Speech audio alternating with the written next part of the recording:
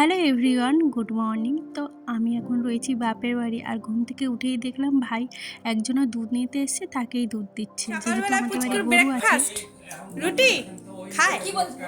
ও দেখো কি বলছে পিছনে, দেখো ওদিকে তাকাও। কি খাচ্ছো? কি খাচ্ছো? দিদিকে দিতে হবে। আর এইদিকে পুচকু, ও ওকে খাবার নিয়ে খালি বসানোই হয়, কিন্তু ও একদম খেতে চায় না।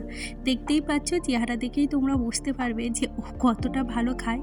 এই যে ওর মা দিচ্ছিল আর ওর দিদিকে বলছিল ওকে দিতে, ও খাবে না, ওর দিদিকে খেতে দেবে। ওই দেখো অক টানছে, দেখেছো? ও একদম ভালো খাবার কেন জানি না খেতে চায় না। যাই হোক, এইদিকে আমি তো আজকে বেলায় উঠেছি, যেহেতু বাপের বাড়ি রয়েছি আর মা বাড়িতে নেই। মা বাড়িতে না থাকলে না একটুও ভালো লাগে না। সবাই আছে, সবাই আমাকে অনেক ভালোবাসে, কিন্তু ওই যে মা না থাকলে মনে হয় কোথাও একটা খালি, কোথাও একটা খালি। আমাকে যতই ভালোবাসুক না কেন, মার জায়গাটা কিন্তু কেউ নিতে পারে না। তো মাকে আজকে আমি ভীষণ মিস করছিলাম। আর আমার ভাই আমার হাতে ওই যে চিকেন পকোড়া খেতে চেয়েছে। আর বৌদি না খুব একটা টাইম পায় না, এইসব বানিয়ে দেবে, বাড়ির কাজ আছে, তারপরে আবার একটা পুচকে মেয়ে আছে। তো এইসব ঝামেলা করতে গেলে তো ভালোই সমস্যা হয়। তার জন্য আমি যখন এসেছি ভাবলাম আমিই করে দিই। আর এদিকেই যে পকোড়া ভাজছিলাম। আর ভাই না অনেক দিন ধরে জামা কাপড় কাচে না। ছেলে মানুষরা বোধহয় এরকম হয়, তবে সব ছেলে নয়। আমার ভাই এরকম আসি অনেক কিছু কেচে দিয়ে যায়। আমাদের বাড়িতে কারো অত টাইম নেই যে প্রতিদিনের জিনিস প্রতিদিন কাচবে। তার জন্য ওই যে আমি যখন আসি না, অনেক কিছু কেচে দিয়ে যায় সবারই, খালি ভাইয়ের নয়, মা বাবা সবারই কেচে দিয়ে যায়। যাই হোক, এদিকে বোন ভিজিয়েছিল, আমি কেচে টেচে মেলে দিয়ে এসেছি, সেটা তোমাদের সাথে শেয়ার করা হয়নি। আর এদিকে এখন আমার দাদার আবদার, ও নাকি মাংস খাবে। তো আমার বৌদি সব কিছুই কেটে বেছে গুছিয়ে দিয়েছিল, আর আমি এই যে মাংসটা ম্যারিনেট করে কাচতে গিয়েছিলাম। তারপরে এই যে এসে এখন চাপিয়ে দিয়েছি। আমি যখন ছোটো ছিলাম না, তখন আমার বাবা এই মুরগির ঠ্যাং একদম আনতে চাইতো না। আর তখন না কেউ এখানে সেরকম একটা খেতেও চাইতো না, তখন এইটা বলতে সবাই লজ্জা পেত আর কি, যে আমি মুরগির ঠ্যাং বা মুরগির ছাল এইসব খাই। কিন্তু এখন না দেখি সবাই বেশ ভালোই খায়, এখন আর লজ্জা কেউ পায়ও না। আর একটু ধনেপাতা ছিটিয়েছিলাম, আজকে কষিয়ে কষিয়ে রান্না করেছিলাম, আর এক হাতে করছিলাম, কড়াইটা না উল্টে পাল্টে যাচ্ছিলো। যাই হোক, এদিকে দেখো আমার কষানো কমপ্লিট হয়ে গেছে, আর একদম গামাখা গামাখা করে আজকে রান্না করেছিলাম।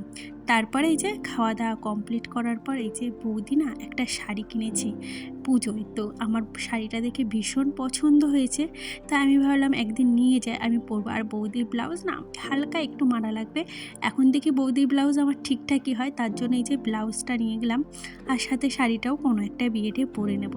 তো নিজের যতই শাড়ি থাকুক, এই বৌদির কাছ থেকে না জিনিস নিয়ে পরতে বেশ ভালোই লাগে। একদিন থাকলাম, একদিনও থাকিনি, কালকে বিকালে এসেছি। আজকে এই যে বোনের জন্য চলে যেতে হচ্ছে, বদমাইশ ওর জন্য থাকতে পারলাম না, ইচ্ছা ছিল। আবার কালকে আমি বাড়ি যাবো, আবার কে নিতে আসবে, জন্য চলে যাচ্ছি। এই দেখো, এরকম করবি না, ও কিন্তু এবার থেকে আসলে একটা দিন হাতে টাইম নিয়ে আসবি।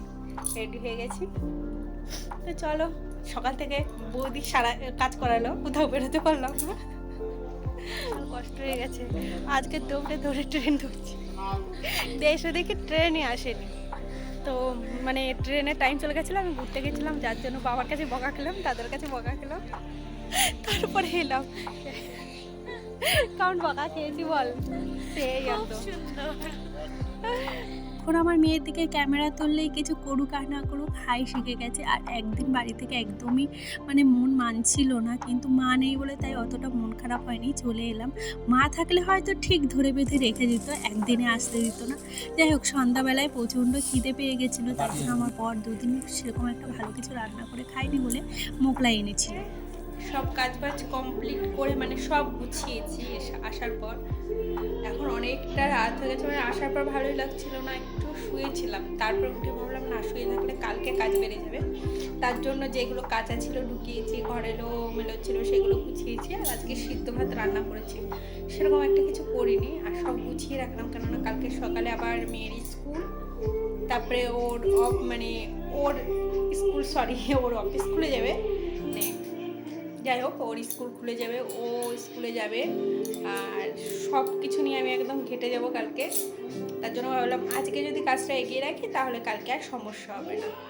তো আজকের ভিডিওটা এখানেই শেষ করলাম। এখন মোটামুটি 11:15 বাজে। তো এখন ঘুম পেয়ে গেছে, শরীরটা আজকে সারাদিনে রেস্ট পাইনি। তো ভিডিওটা ভালো লাগলে প্লিজ একটু লাইক কমেন্ট আর শেয়ার করে দিও। তো আজকে আমার টাটা।